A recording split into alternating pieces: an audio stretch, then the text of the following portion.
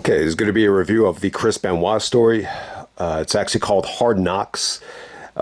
This is the 20th anniversary of the DVD release. I wanted to get to this in July. I never got around to it. But since, there's no 20-year anniversary for SummerSlam this month, SummerSlam 2004, that review was done, in 2020. So there's no reason to remix that. I was going to do a review of the very next night when Randy, had the belt and Evolution turned on him. But I'm just going to talk about, all the Raws in one video once we get past Taboo Tuesday. This is the 20th anniversary of the Great Benoit DVD.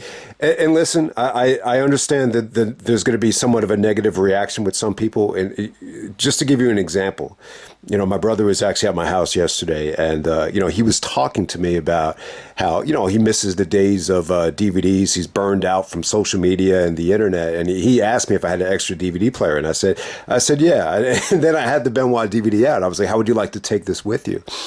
And his reaction was almost like I had like evil or bad porn as the DVD. I mean, that was his reaction. He's like, why do you still have that, man? Like, why do you still have that?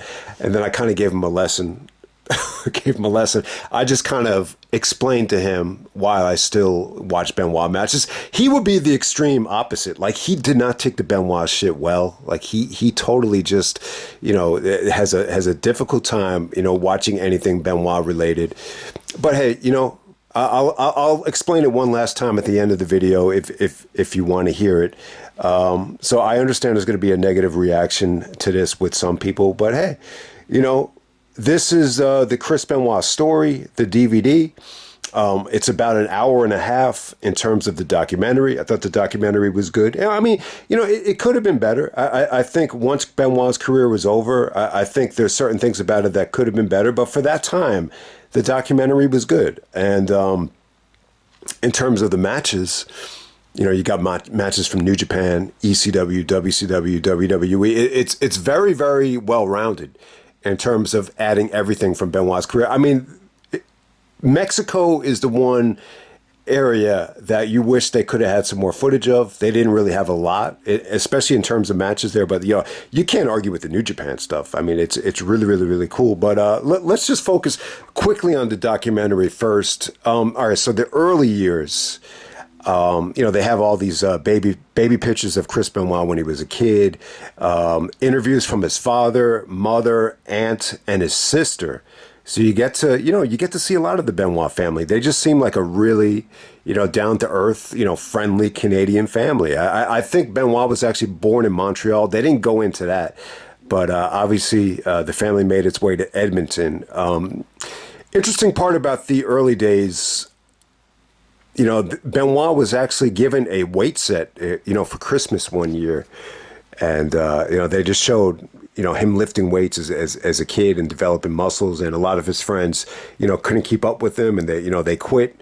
Benoit at a very, very early age was very, very strict in terms of weightlifting. So you saw some good photos and videos there. There's also, for Chris Benoit Day, this is around Backlash 2004. He went home to Edmonton and went to his old high school. It was pretty cool. I mean, he really they had the old coach come out and he actually hugged the coach. And, the coach actually gave an interview about, the city championship game when Benoit was a defensive tackle and came up with the game-winning play. And so Benoit was a really, really good football player as well.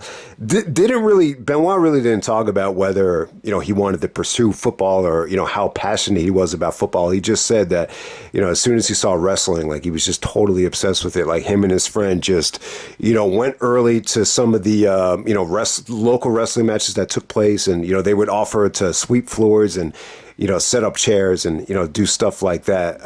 But yeah, there's some really, really cool footage of,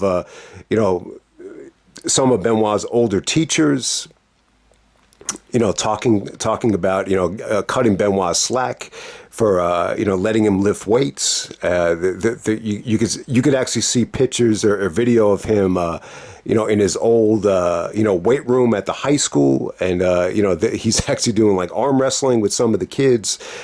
So, yeah, I mean, he really did spend a lot of time at his old high school. And then he spent a lot of time in Calgary at, Stu Hart's dungeon. He talked about that Bruce Hart was the one that actually, invited him to come train at the dungeon. And, he started like, just breaking down and crying and basically, started tearing up and just said that he owes everything to Stu. Said if it wasn't for Stu, like he wouldn't be where he is. So, yeah, I mean, the two that really got you in terms of Benoit really not taking death well, there's two of them here.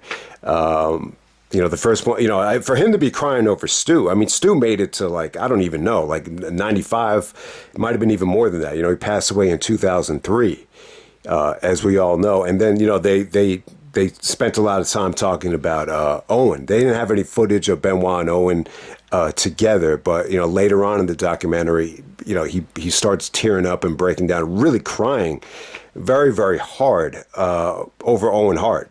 So you just get the impression that, Chris Benoit did not handle, deaths well. And, the fact that, wrestling is these deaths are so frequent in wrestling, it was going to happen time and time again. And so, yeah, the stuff in New Japan was really interesting. So because of Bad News Allen, he started, wrestling in Stampede, wrestling in Calgary. Bad News Brown, Bad News Allen, he was the guy that told him to go over to Japan, and he had contacts in Japan, and he was recommended. So when he first went over to Japan, he hated it. He, they had him sweeping floors. He hated the food, couldn't speak the language, and really wasn't, feeling it at first. But when he came home for Christmas, he talked to, some of the guys in Stampede about the experience so far, and they just told him, they just said, like, you have a hell of an opportunity. Just go back and make the best of it. Just give it one more shot. And then when he came back to Japan, they made him the Pegasus Kid. They put a mask on him, and it was he had just a totally different perspective. And that's when things started to click. So, yeah, I mean, when he was in New Japan. He wasn't really feeling the mask at first, and but when they did mask him, he was the Wild Pegasus Kid. What was it? He was the Pegasus Kid with the mask, the Wild Pegasus without the mask. And they talked about this is where he met Eddie Guerrero, Dean Malenko. They both bonded. They formed relationships, and Benoit really made a killing in Japan, as we all know. I mean, they showed the Super J Cup, and we'll get more into that once we get to the matches. ECW. Obviously Heyman, the great thing about Heyman is he had his, eyes on Mexico and Japan all the time. Mexico with Rey Mysterio, and then obviously with Japan, Benoit created a lot of buzz by winning the Super J Cup. So, yeah, Paul Heyman brought Benoit in the ECW. There's a lot of really, really good footage here. When I did the 1995 ECW Rewind, I was a little bit underwhelmed with the lack of Benoit footage. There's really like only two essential matches, the Al Snow match, and then the match where Benoit and Malenko won the tag team titles from Taz and Sabu. But other than that, I was just like, man, there's really not a lot of Benoit stuff in ECW. But yeah, they really spent a lot of time on Too Cold Scorpio. They actually put a WCW match on the set, but they wrestled a lot in ECW, particularly in the Florida area. So yeah, you wish you had seen, so there's a lot of Benoit stuff in '94 in ECW that's still there that I haven't seen. And then they spent a lot of time on Sabu. This is what created the monster. So Benoit actually, had a minute match with Sabu. Sabu, it looked like it was Sabu's fault. It looked like he just didn't know how to bump for the move. He didn't, rotate properly. And the backdrop, Sabu just kind of lands on his neck. And then you hear Sabu saying, he broke my neck. And, so they couldn't finish the match. Sabu actually had a broken neck. They actually, showed the footage and actually pointed arrows to all the pressure coming down on his neck. It looked really, really nasty, really, really scary. Yeah, I mean, these neck injuries are no joke. And, the neck definitely causes pains up and down the spinal cord and the arms. It's really, really nasty. But, Heyman created a monster. Benoit wanted to know, like, how's Sabu doing? Like, is he okay? And Heyman was just going on and on about this new character that they're going to create, the Crippler. You're going to rub your hands. So they had Benoit cut this, ruthless promo where he looks like a psycho. I mean, it just looks scary. So yeah, the Benoit promo, I think it was okay. Benoit was saying that it was really the first time he had ever, done anything promo related, and he was just like, "Wow, this is different. This is new. Like I've never done anything like it." So yeah, obviously these Benoit vignettes, when he's like rubbing his hands, the Crippler promos, whatever you want to call them, I don't think they. They didn't reach the same level of impact that Austin's promos in ECW or Foley's promos in ECW reached. But, I think it was, a step in the right direction for Benoit. I think this was an opening that, I could be much more than just a wrestler. You almost wish he had started, some of the promo stuff earlier, because I think it would have helped him because, it's just very, very difficult, especially when you're that young, to cut great promos. It takes a while to learn, not just to learn how to speak the language, but to know how to, articulate the language to the degree where you could connect with everybody. So, that was really, really interesting. That was pretty much it with the ECW stuff. It's almost like I was surprised at how much they spent on it, looking back on it. But then he had like visa issues, and someone actually said to him, like, "We know what you're doing. The next time this happens, we're gonna cancel your passport for 5 years, no U.S. entry." So if that happened, he would have been screwed. I mean, look at how much money Benoit would have lost if he wasn't able to. Get into the United States until like the year 2000. Like, think about that. You're talking about millions and millions of dollars. So he actually told, Heyman's kind of like a bullshit artist. Like, he tries to get things cheap, and he tries to kind of, find loopholes to get away without like paying stuff. Jericho talked about this with the bereavement fair, and, he didn't even tell Jericho that he wanted to, put Jericho on these free flights as they're lying about all these like deaths. I think the same thing too. Like, he was trying to explain to Benoit that, my father's a lawyer and he's working on it. Working on it kind of means like working on a way where, we could get around it, the visa issue. So Benoit just said, "Paul, I can't take that chance anymore. Like, I'm just going to go back to Japan." And so, like, slowly but surely, he actually had a tryout with the WWF. Vince and him had a meeting, and they went really, really well. They have footage of it too. Like, he's wrestling like Bob Holly, and a couple other guys. It's just not coming to me, but Bob Holly was definitely one of the guys he was able to, try out against. And apparently Vince was really high on him and, wanted to bring him in. And, Benoit's only apprehension was, what about my dates in Japan? And, obviously Vince isn't going to let him wrestle in Japan, but WCW was, working with New Japan at the time. If you look at Starrcade 95, the whole show is New Japan versus WCW. So it really worked out well for Benoit to go to New Japan. That's exactly what happens. Then all of a sudden they cut to a shot of Benoit coming out of the limousine with he almost looks like Lex Luger with the haircut that he had, and he goes like, "WCW, where the big boys play." And in terms of the WCW stuff,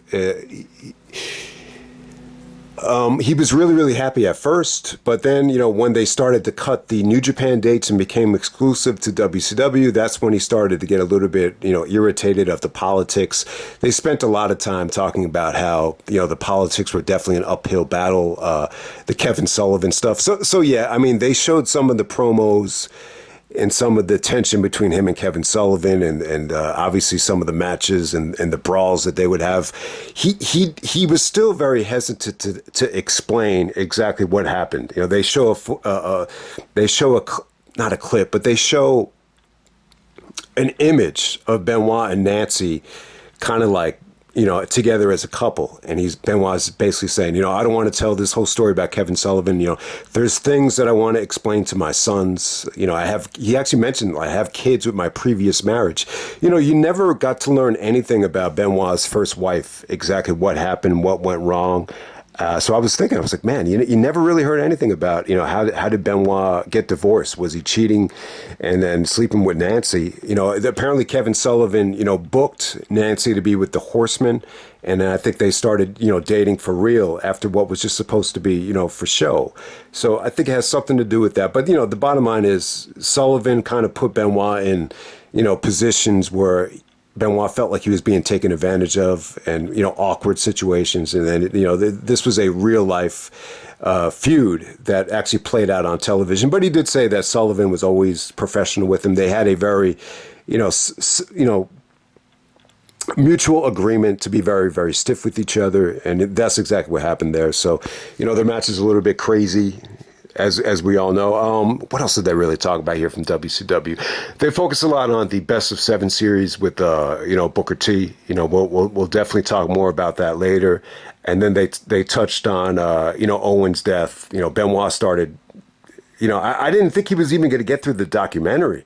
That's probably why they had to stop it and shoot the interview in a different area. If you notice, they were shooting it in the arena, which I'm assuming was Backlash 2004.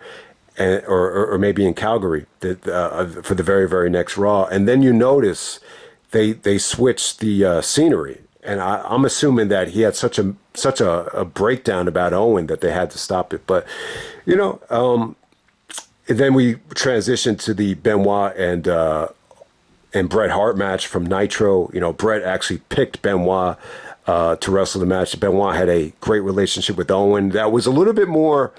I would say this. I think the Owen-Benoit relationship, there's a lot more to it. There's really no footage of it, but they did spend a lot of time together. It wasn't just like, they met in Stampede and that was it. Like, they went to Japan together. They went to Mexico together. They went to Europe together.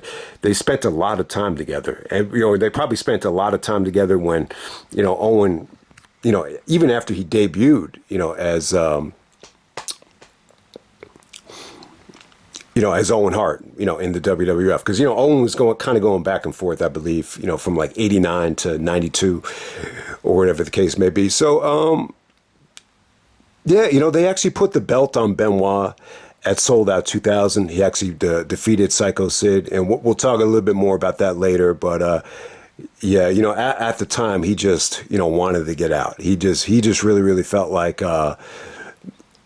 it was an uphill battle, and he had just gotten, fed up in dealing with the politics. They talked a lot about this in Who Killed WCW.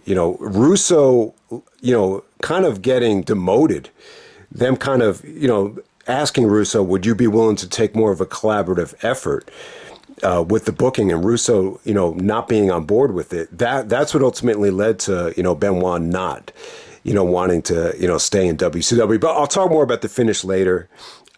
My gut feeling about the finish was they were going to strip Benoit of the title anyway. Benoit technically never lost the belt, but we'll talk more about that when we get to the matches. But yeah, when he got to the WWF though, he came in with Eddie, Dean Malenko, Perry Saturn, and he I don't know, man. It just felt to me like he wanted out of WCW so bad he was willing to. He's willing to take the risk. It sounds to me like I remember a lot of the stuff that Eddie said. Eddie, it seems like the one that was really pushing for it was Eddie, and that's what really convinced Benoit to join. But Benoit was really, it sounds to me like Benoit would have loved to have gone back to Japan. But at the time, he was just really a little bit hesitant about the politics, and I think he, at the same time, he just felt like he wasn't going to get a fair shot. He didn't mention it, but my gut feeling was I think Benoit thought like Vince only catered to like big men or over the top superstars like Triple H and The Rock, that he was going to have absolutely no chance. But he started to change his mind after WrestleMania when he won the Intercontinental Championship. He just thought this was a hell of an opportunity, and he started to kind of loosen up and just really start to enjoy whatever opportunities they gave him, whether it was for the Intercontinental Championship. They show the whole, video package, with The Rock, from Fully Loaded, which is an incredible video package. But at the same time, I'll say this: when I'm watching a documentary on somebody's life, I don't need to see a whole video package about the feud.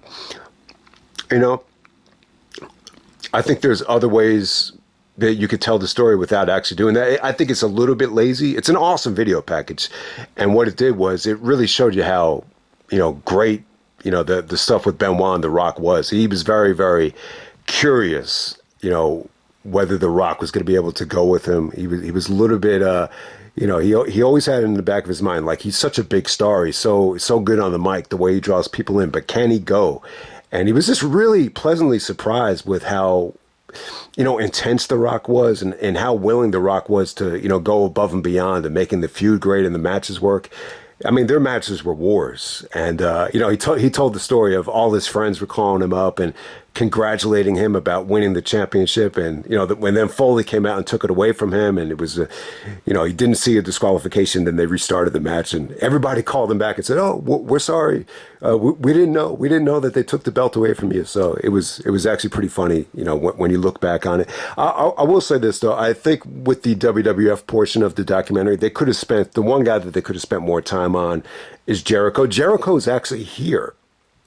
And he's actually giving some good sound bites, throughout this whole thing. And it was funny about Jericho because after Benoit won the championship, he basically said, now I can retire because my two best friends have won the world titles. So even 20 years ago, Jericho was thinking about retiring. That kind of backs up all those points people were making about how Jericho started mentally checking out in 2004. So I wanted to make that point. But hey, I mean, really, they didn't touch on a lot of Jericho stuff other than the Super J Cup in '95. Jericho talked about that match a little bit, but they didn't really have any, a video of the match. And shout out to Antonio Inoki. Inoki actually gave WWE the green light to actually use a lot of the New Japan footage. So what did they really talk about next? All right, so they transitioned to WrestleMania 17.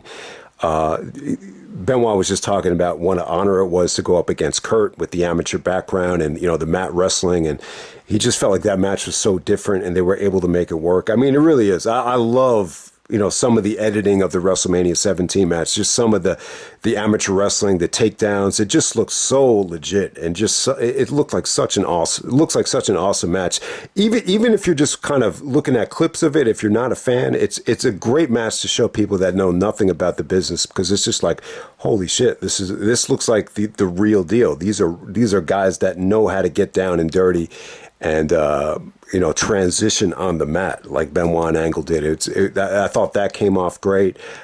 Then they transitioned to they kind of skip over Benoit and Jericho tagging together. I mean, they showed some stuff with Benoit and Jericho celebrating with Stu. But for the most part, they go right to the cage match with Angle. And Benoit was saying that he was starting to have a chronic neck injury. The neck pain started to get chronic. And, he was really hesitant about doing the flying headbutt. But once he was up there from the top of the cage, he was just like, man, yeah, I'm just going to do it. And, whatever happens, happens. But, during that Benoit and Jericho push, he was talking about how, the neck pain is getting chronic. And he was talking to Mr. Wonderful, Paul Orndorff, about it.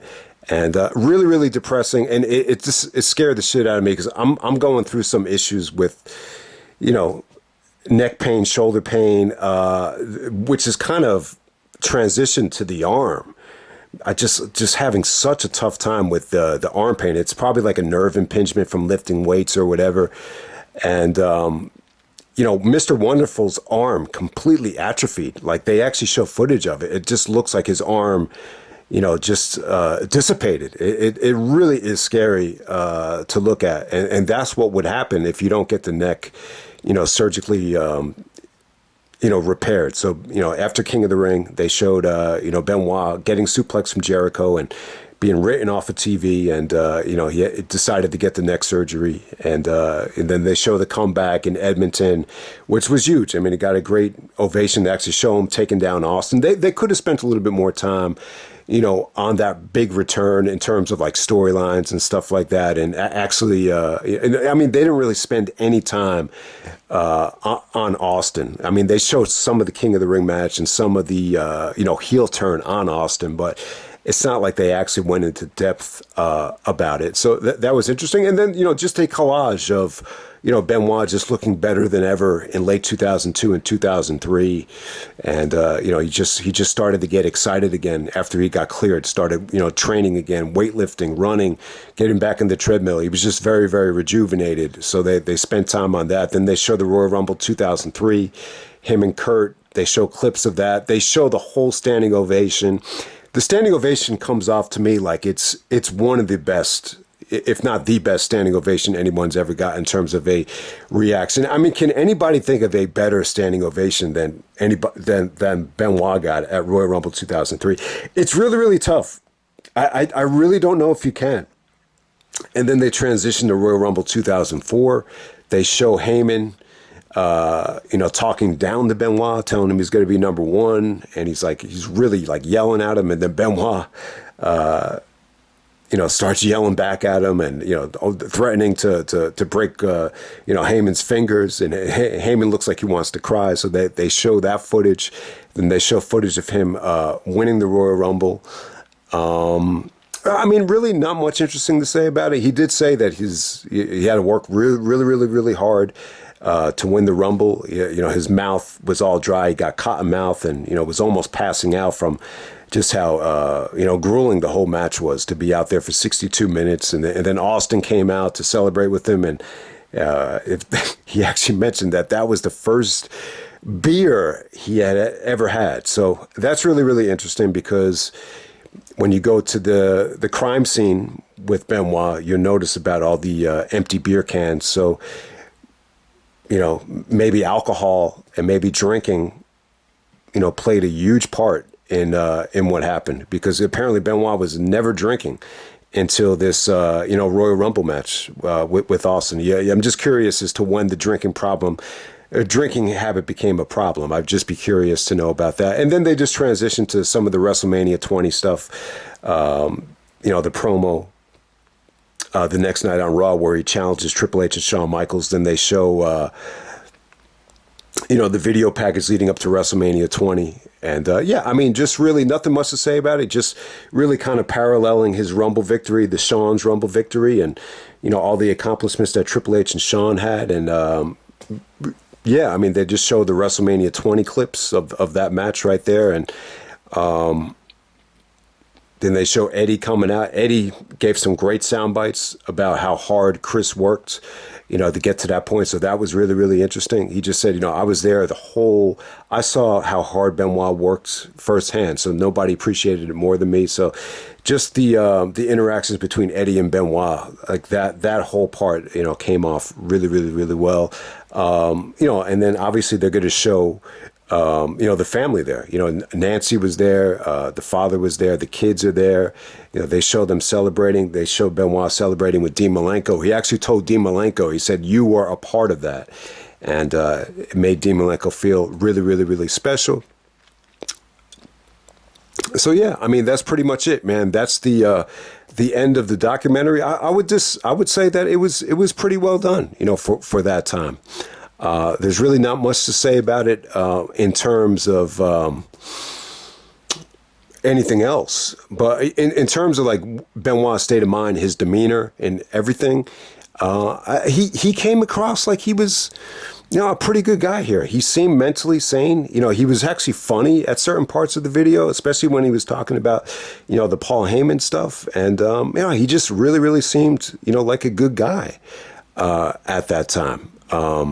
There's this whole other, I wouldn't say it's a misconception, but some of the other complaints about Benoit as champion, especially from Bruce Pritchard, where, the mentality was like a lot of people just looked at him as if he was just a wrestler. And, that's really, really it. That's where it stopped. But, I never really thought about it much. I think the world title reign for Benoit, I think, it was a long reign, but in some ways it kind of felt like it was a test. It was a test to see if Benoit can, take the next, take it up a notch in terms of personality, in terms of, interacting with people and, kind of being the Cena.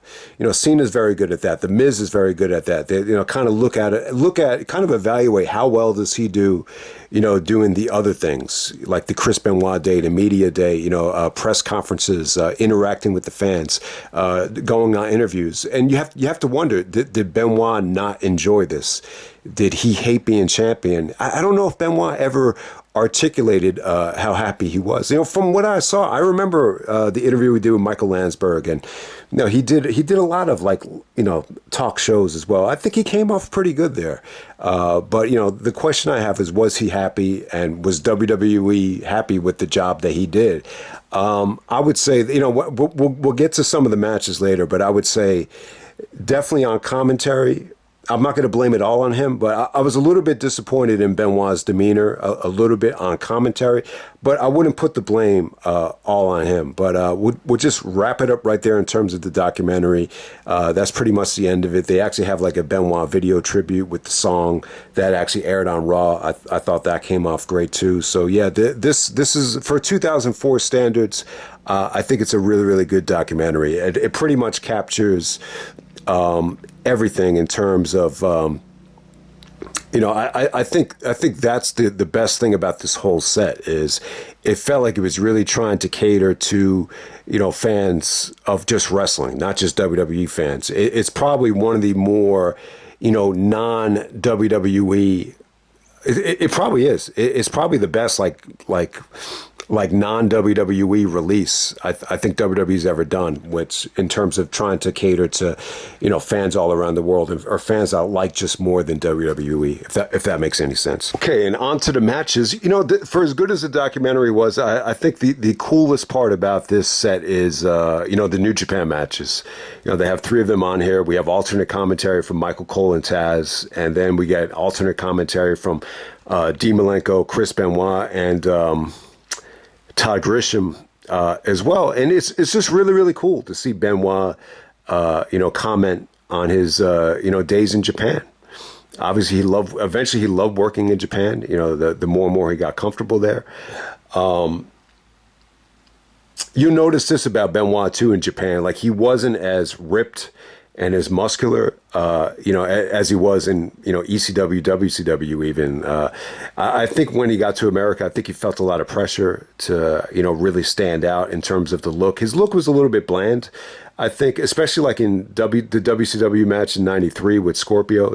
But yeah, I don't think there was that much of a priority to look, like a bodybuilder, when he was in Japan. So I definitely wanted to make that point. But you know what? Let's go right down to it. The first match they have on here, it's actually the Pegasus Kid taking on Jushin Thunder Liger. Obviously, I've said it time and time again, this is where Todd Grisham calls Liger Justin Thunder Liger, and then Chris Benoit has to butt in and just say, no, it's Jushin. It's a little bit awkward. It was definitely a bad start there. All right, so let me just say this about the commentary now. I think it was rough for the most part. I think Grisham definitely struggled. A lot of the questions felt, once again, I think I said this in the Eddie Guerrero DVD. It just felt like he was reading, from a list of questions. He did he did have a good question for Benoit. He did ask him about the physique and muscular. Benoit didn't say, "Oh, I felt pressure to start taking steroids" or anything like that. No, he didn't say that. But he was just like, "Well, it was about 14 years ago. I guess I just my body evolved." That was pretty funny, but Dean did the best he could of trying to give articulate and well-rounded answers about the state of Japanese wrestling. They both touched on how disappointed they were with the state of Japan at the time. Obviously Benoit wasn't around to see the glory days of New Japan in 2013 and all the Okada stuff at Wrestle Kingdom or anything like that. But at the time, he just said that. Both Benoit and Malenko were not happy with the state of Japanese wrestling, so I wanted to make that point.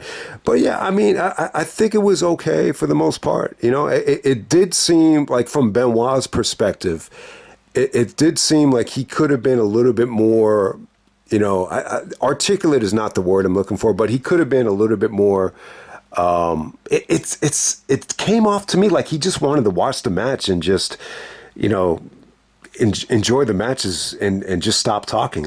Like Malenko really had to kind of carry I think, a lot of the commentary. But there's other times where Benoit seems sharp and on his toes. But, it is what it is. But it's pretty cool to have the alternate commentary there. I think Michael Cole and Taz, I think watching their commentary, it's the best way to appreciate these matches, because if you're not used to, not having the commentary being in, actually there is no commentary if you just watch the match regularly. So Michael Cole and Taz actually did a good job. Taz is very knowledgeable about Japanese wrestling. Cole at the time, didn't know a lot, but, Taz was there to kind of poke fun at him, and they poke fun at each other. So it's a pretty entertaining listen without them actually taking away from the matches. But the match with Liger, Pegasus Kid, and Jushin Thunder Liger, Benoit said that Liger was by far, his best opponent. I think Eddie Guerrero said the same thing as well. Apparently, Liger is just a really, really good guy. He's very generous. He enjoys putting people over. He wrestles for the match and not for himself. Those are Eddie Guerrero's words. But yeah, Pegasus Kid with the mask here. I got to say, Benoit looked really athletic at the time. He actually looked like he was in better shape here than he was during the Super J Cup. Just really explosive. He looked huge compared to Liger, though, in terms of his height. He was able to gorilla press him into the ropes. That's a move that Benoit kind of abandoned. His finisher was like a flying leg drop, which looked really, really cool. So yeah, I thought him and Liger had a really good match. Lots of just good, athletic looking power bombs. Just fun to watch. Good replay value there. Next up, you have Chris Benoit taking on Too Cold Scorpio. This is from WCW SuperBrawl 93. This was in April. It was actually April 21st, 1993 against Too Cold Scorpio. So these guys have a ton of history together, obviously in ECW, and later on, even in a Collision in Korea. They had, I think they might have roomed together when you get to Collision in Korea. But yeah, Benoit and Scorpio in WCW. Yeah, I mean, Benoit was a little bit weird here. His look was a little bit bland. He was kind of pale. It looked like he definitely needed a haircut. Wasn't that muscular, but still very athletic. In this particular match, he was doing a lot of trash talking with the fans.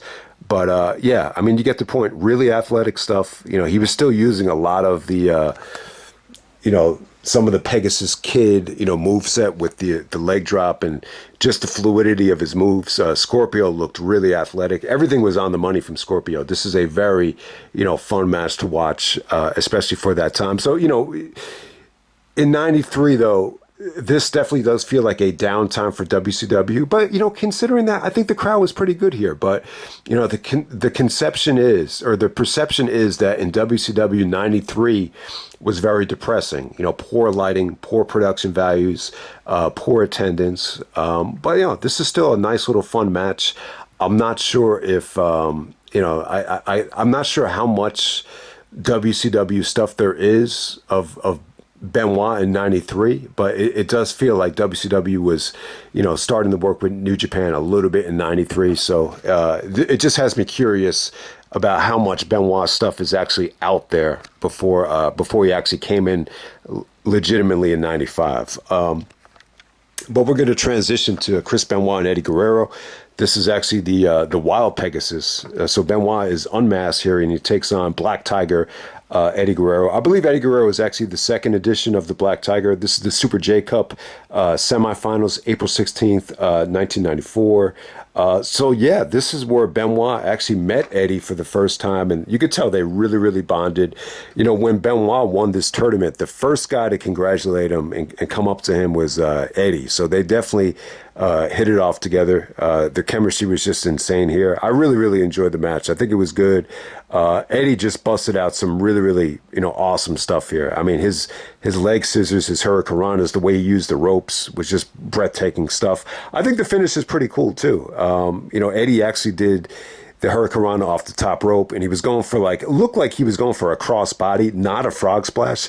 On the crossbody, Benoit gives him an arm drag in midair to make the pinfall there. So Benoit over Eddie in the semifinals to advance to the finals of the Super J Cup. The Super J Cup is, one of the most famous tournaments in wrestling history. I actually did review it. I reviewed it in like a mega 15-minute video in 2011.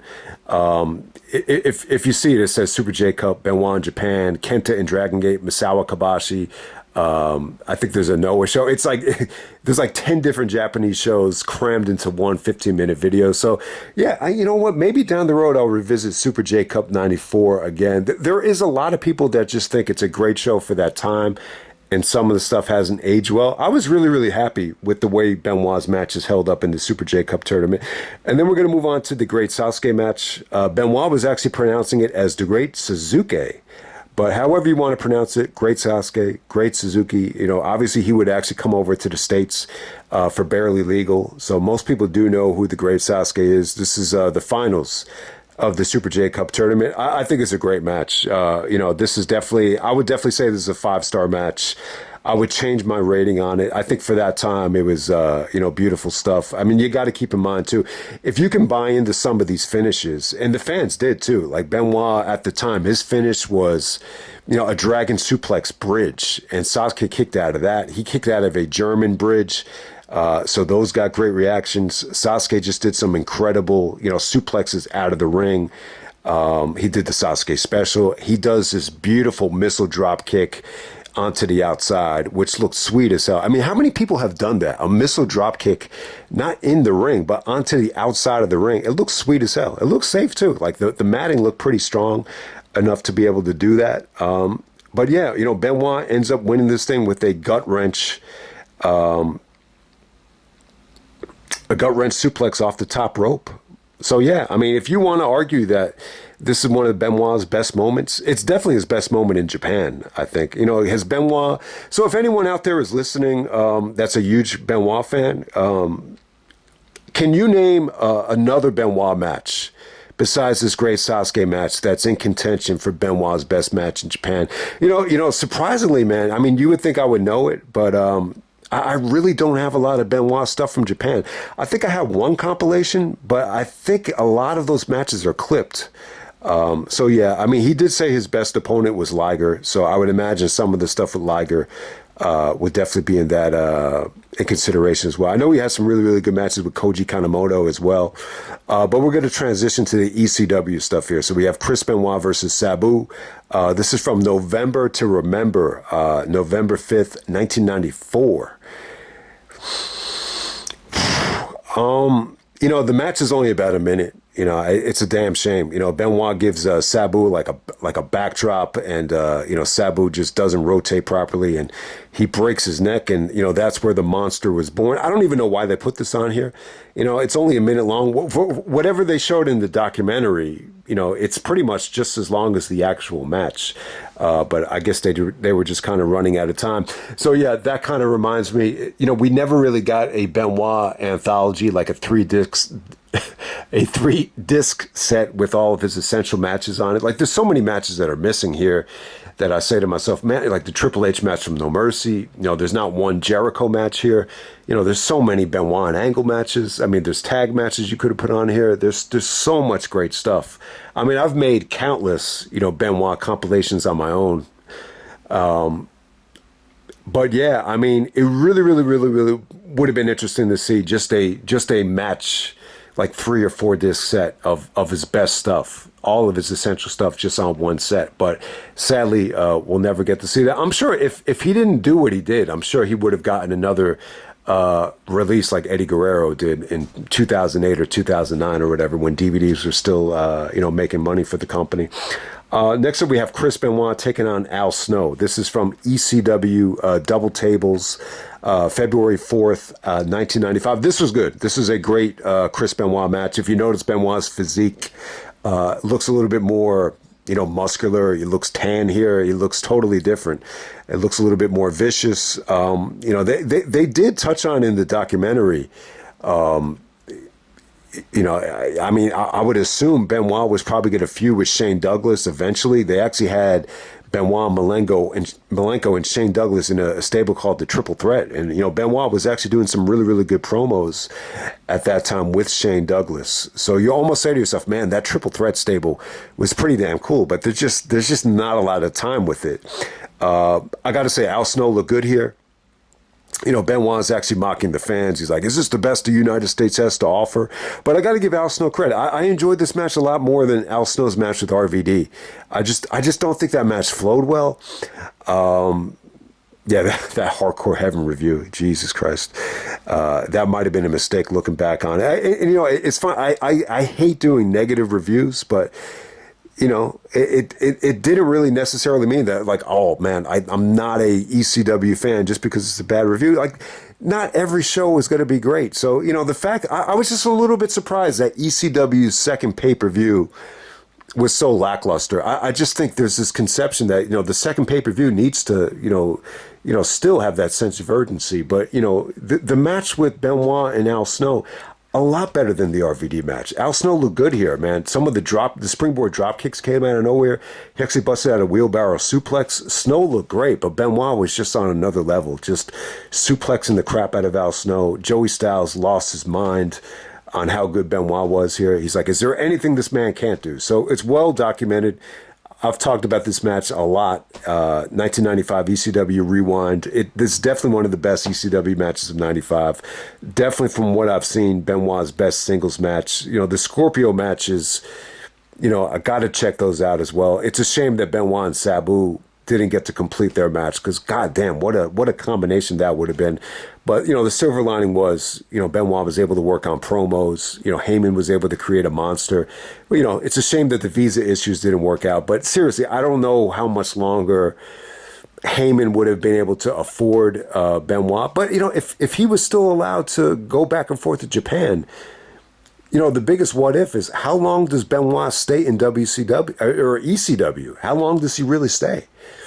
It really, really is interesting. I'm sure he probably would have left. If Eddie and Dean were going to leave, I'm sure he would have left as well.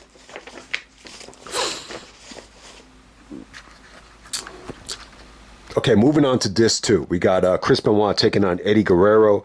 This is actually from Nitro. This is one of Benoit's first matches on Nitro. Bischoff is actually on commentary here, just putting over WCW. Actually got Steve McMichael on commentary as well. He's like, they call this guy the Canadian crippler. Where's this guy from, up north? It's really, really funny. But yeah, in terms of the actual match, Benoit and Eddie just, not a lot of time. But, this is an example of a match that, is under 10 minutes. They were just able to really, really do their thing here. Tons of great power bombs, tons of great moves. I would definitely say, the most entertaining Benoit and Eddie match in terms of, making the most out of the amount of time that they got. So it's a pretty famous match. Most people have seen it. You can find it on YouTube, on a million different channels, so definitely check it out. Next up, we have Chris Benoit taking on Kevin Sullivan from the Great American Bash of 1996. Just talked about this match. So yeah, this is why the review is pretty, I didn't need to spend a lot of time watching this. Most of these matches I just watched, for other reviews. But yeah, the Sullivan match is pretty crazy. Like I said, I think what really stands out about that is just the stiffness of it. I think, some of those shots that Benoit took with the bathroom doors were really, really painful. The woman in the bathroom, Dusty's commentary is pretty funny. When the woman shows up in the bathroom, but no, the ending is sick. The table bump at the end is sick as hell. So, and they did a good job, man. They did a good job in terms of really selling their hatred. I just wish when you watch that show, though, they definitely could have done a better job of explaining. And WCW, this is Bischoff should feel guilty about this too. Like, they could have done a better job of explaining exactly why these two guys hate each other. But even in the documentary here, there's certain things that Benoit did not feel comfortable talking about, with Nancy. But you really have to kind of look to other sources to really get to know exactly why Kevin Sullivan and Chris Benoit hated each other. A lot of it just had to do with booking. As Sullivan was not a Benoit fan in terms of, the booking goes. Next up, we have Chris Benoit and Booker T. This is the best of 7. the finals at Great American Bash 1998. I love this match. I think it's great. You know, Benoit did touch on the best of 7 series. Booker T loves it, man. He just the way Booker T came off great. He was like, man, that was a war. He's like, you know, me and Chris Benoit, you know, had a great series of matches. Benoit is the toughest guy, you know, Booker T's ever been in the ring with. So you could just tell how much respect that they have for each other. It was just a great combination because Benoit is just the best wrestler in WCW at the time, maybe the best in the States, best in the world, maybe. And Booker T is just up and coming, young, athletic, hungry, just a great combination. And Benoit was a little bit skeptical at first about, you know, how to make each and every match different. And this is where he made the analogy to, and Edge loved this point that Benoit made. He said, you know, one of the things I love is, you know, different opponents, you know, being able to wrestle Big Show one night and Rey Mysterio the next night. Like, so how are we going to make, you know, each and every match different? But we were able to do it. And Booker T even said that after the second match, everybody was hooked. And, you know, they really tried to sprinkle different things into each and every match, whether it be high flying, technical wrestling. They were just made for each other. It's a great. I haven't seen the whole series, but from what I've seen, it's a great series. I love match number 7 too, and you'll notice this about the 7th match. Like the crowd is insane here. It's a great crowd. They open up Great American Bash. You know, even Bischoff was just really pleasantly surprised, you know, watching it back at how awesome, you know, the crowd was here for match number 7. You know, the fans weren't bored. It's an awesome match. I don't think that match gets enough respect. And, you know, at that pay-per-view, they were able to get enough time. And I thought it really delivered. Awesome. So Booker T actually wins with a missile drop kick, believe it or not. So, but hey, it's a cool finish, though. I really enjoyed the match. Next up, we have Chris Benoit taking on Bret Hart. This is the Owen Hart tribute match from Nitro. Awesome match right here between Benoit and Bret. You know, we could do a whole video just breaking down, you know, who's the better wrestler. It really is an interesting comparison. You know, Benoit is my pick for the best overall wrestler of all time, you know, for me. But you know, the funny thing is, like, if you're just going to limit it to WWE, you know, my pick would be Bret. So yeah, it's a hell of a debate. You know, what's interesting about this match is, you know, if I had told that to Bret, like if I said that to Bret, like, you know, I think Benoit's the better overall wrestler. But I think within the terms of the WWE style, like you're probably the best there is, the best there ever was, the best there ever will be, whatever. And, you know, it'd be interesting to see if Bret would get irritated if I told him that I feel like Benoit is actually a better wrestler. Like that would probably piss him off. But no, I do think Benoit is, I'm just a little bit more impressed with Benoit's work outside of WWE. I've never been crazy about anything I've seen from Bret, you know, outside of WWE, whether it be anything from Japan, you know, sadly, anything from WCW, for whatever reason, it's just lacking a little bit of spark. With this particular match right here, I would actually say Benoit looked like, obviously he was much younger. He's 10 years younger than Bret. But I just think Benoit looked better here. I just think he looked more vicious, looked more motivated, looked more agile. The transitions into some of the submissions look great. Yeah, but Bret still looked good here. But I will say this, in 1999 just looks like it's the worst year Bret had in the 90s. I would even put like 91 or 90 over it in terms of Bret. You know, 98, 99, he's in WCW. So I just never really been impressed with Bret in WCW, but he still looked good here. It's still, you know, you could tell, you know, this was more about just paying tribute to Owen. So this definitely had a magical feeling at certain parts of the match. I don't think the match is like 5 stars, and I don't think, you know, it's an incredible atmosphere or anything like that, but it's good. It's definitely good enough. The fans were definitely sympathetic towards Bret. You know, it did seem like Bret is a little bit annoyed by Benoit's chops. But other than that, I think it's a great match. I think Benoit was able to make Bret really work and struggle with some of his suplexes here. On the Northern Light suplex, it's really, really cool. Bret starts just pounding him. He's able to transitioned the crossface into the sharpshooter for the great finish there. Benoit even said, like, it's not about the match. It's about honoring Owen. He said he's honored that people place it so high on, 1999 lists or Nitro lists, but he said that he really doesn't care about how people care about the match. He said it's all about just honoring, Owen Hart. And it was actually in Kemper Arena, Kansas City, the same arena where Owen had, passed away. Yeah, best Nitro match of all time, some would say. Next up, we have Chris Benoit taking on Sid Vicious, Psycho Sid. This is from WCW Sold Out. This was January 16th of the year 2000. Okay, so Benoit's last match in WCW, who actually wins the world title here.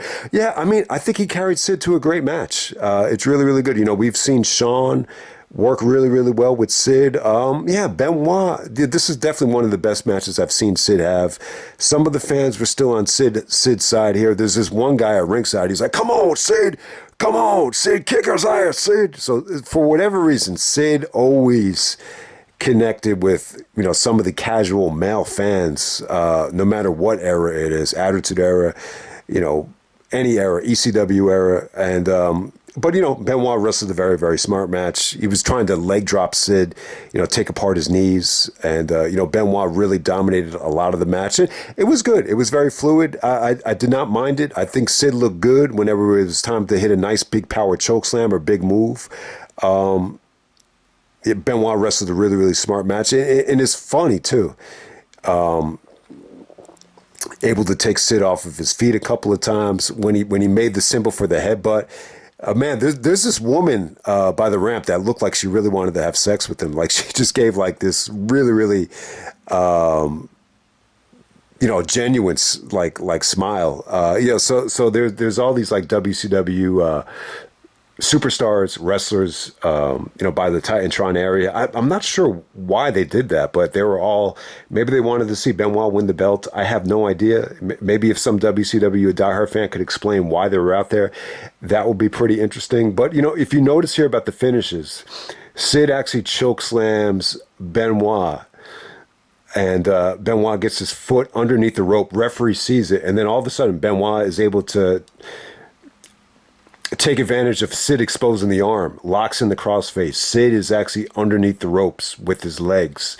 The referee does not see it. They award Benoit the new champion. So watching this, it seems to me like if you go to the next Nitro, I think they would have, stripped Benoit of the title.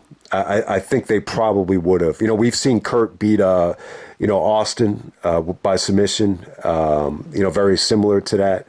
But yeah, this just leads me to believe that Benoit wanted to leave. I think they were going to strip him of the title anyway. But if he leaves, goes to the WWE, the silver lining is he could proclaim that he never lost the WCW championship, which Heyman actually, used, for years after this to, promote Benoit as a threat. So, but yeah, I think the bottom line is, Bischoff was actually saying that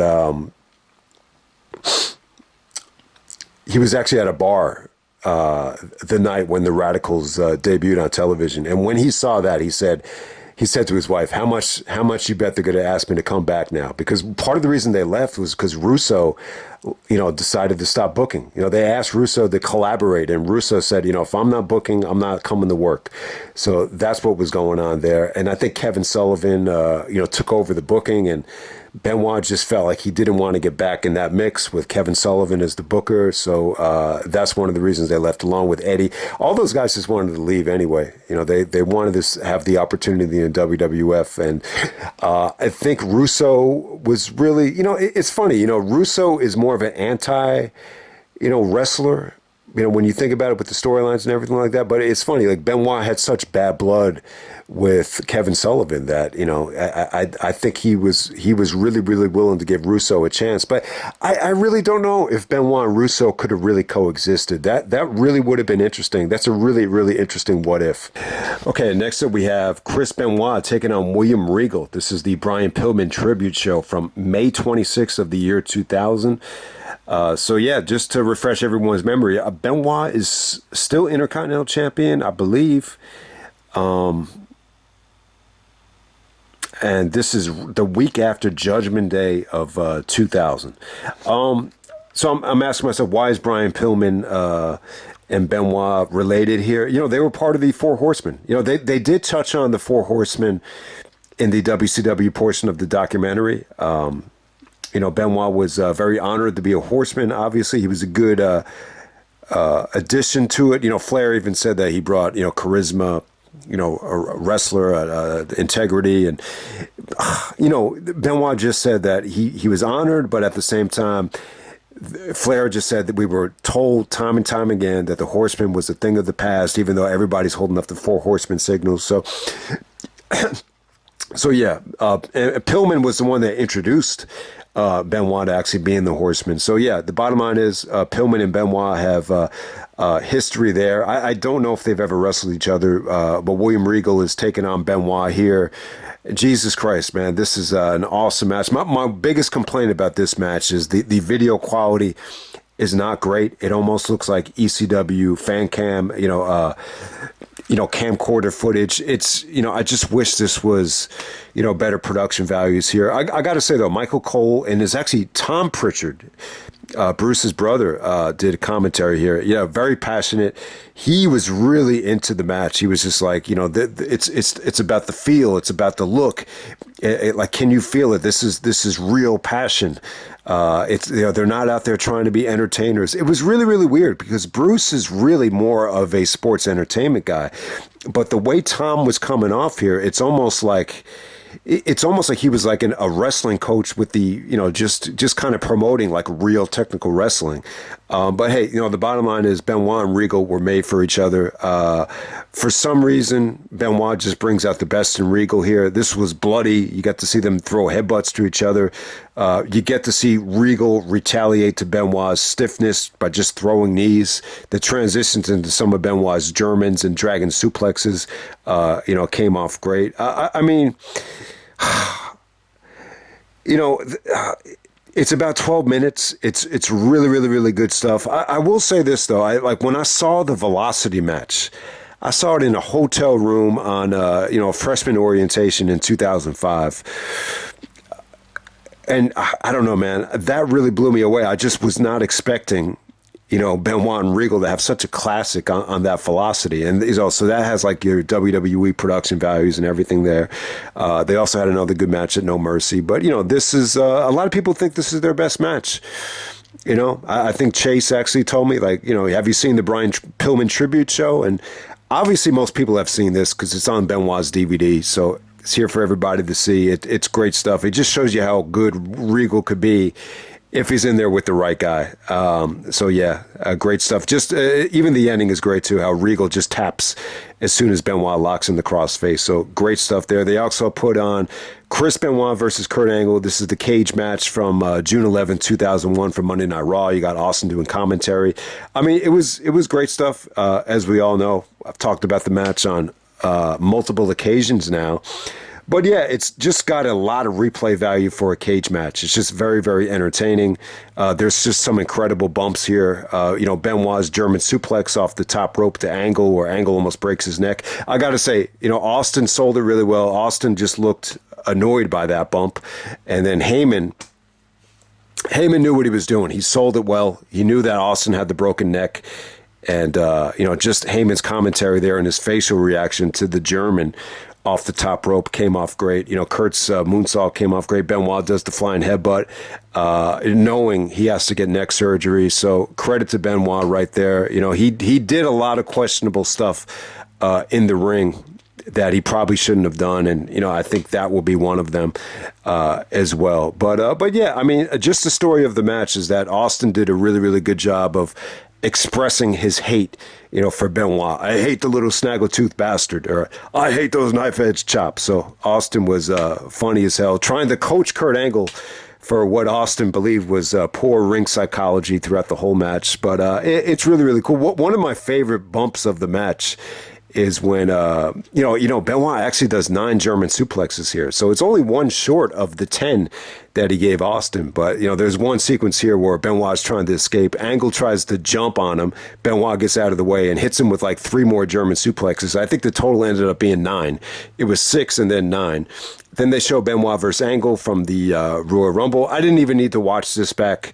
I just watched it for the Angle and Benoit from worst to best, so no reason to watch it again. But obviously, it's a classic. Obviously, it's probably the best thing on this whole set, still in my opinion. And then you get Triple H, Shawn Michaels, Chris Benoit, the World Heavyweight Championship, WrestleMania 20. Yeah, I mean, there's really nothing else I could say about it. The fact that Benoit, won on the biggest WrestleMania of all time up to that point, I just think you got to credit Vince for giving Benoit the opportunity. I think the standing ovation that he earned at the Rumble kind of led to this, to be completely honest with you. But yeah, him and Eddie celebrating was great. My brother just hates the fact that for him, this moment is just tarnished. Kevin Owens was saying something interesting about this match to Gabe Sapolsky in their interview. He said that, Triple H is such a genius because he has all this, backstage heat about, being a politician. And he just loves the way that Triple H let it sink in, where he's struggling to get to the ropes. And then Benoit has to kind of rotate him and, then make him tap out. So he just loved the way Triple H let the build sink in before the tap. So, and I would definitely agree with that. I think Triple H, him tapping out there, for as much as you hate Triple H, maybe the reign didn't deliver, maybe he used politics, but you can't take this away from Triple H. He made that victory feel as important as any championship win ever. So, thumbs up there.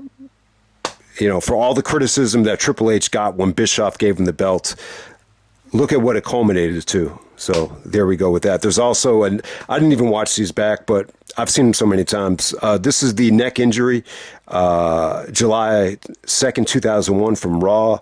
So they shoot some footage of, Benoit talking to Dr. Youngblood about the neck surgery. So if you remember, Benoit actually got the spinal fusion surgery.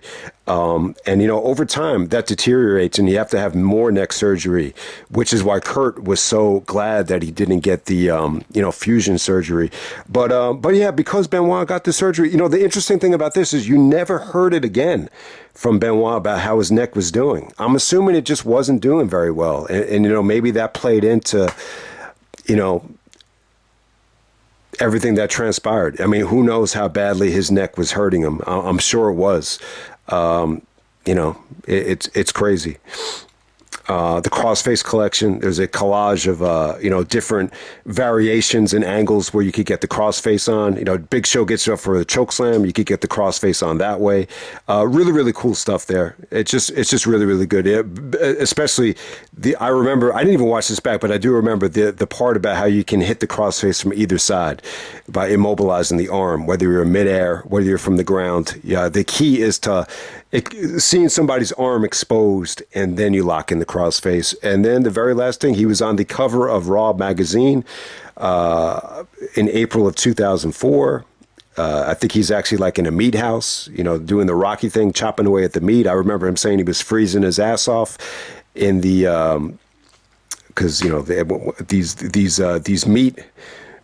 If you ever work in like a butcher shop, they have to have the temperature very, very cold. And so he said he was freezing there. So that's what I remember about that. There's also like a little Easter egg. I was having a tough time, clicking on it. But then I was just kind of you just press left to right with the DVD scroller. And there's actually like a tooth on the side. And it's actually Benoit's dad explaining how he lost a tooth. It was actually from a pet Rottweiler that just hit Benoit. His head just went into Benoit's tooth, and that's how he lost it. So that's how Benoit lost a tooth. So he said, I just ruined the myth of, the toothless aggression, Chris Benoit era. But hey, man, that's pretty much it, guys.